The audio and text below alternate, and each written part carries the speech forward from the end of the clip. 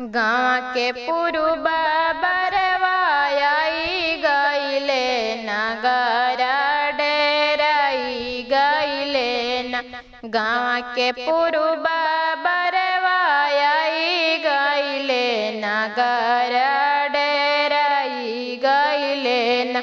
एक डेराइले बेटी के पापा घर में लुकाई गईले न।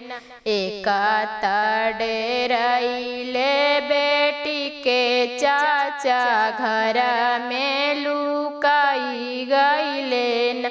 का तू लोगवा डेराई गईला घर में लुकाई गईला न। ले आवाया अपन जजिमावा झरी के बिछावा हो न।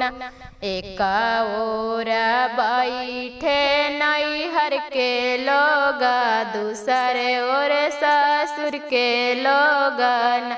बिचावा में बैठे सुंदर दुल्हाया बधनिया हमारन।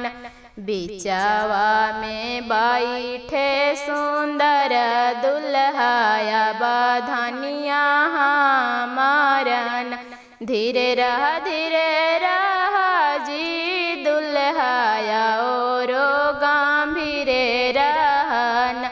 जावा पापा धिया दाना करी हन तावेरे सुगिया तो हरन।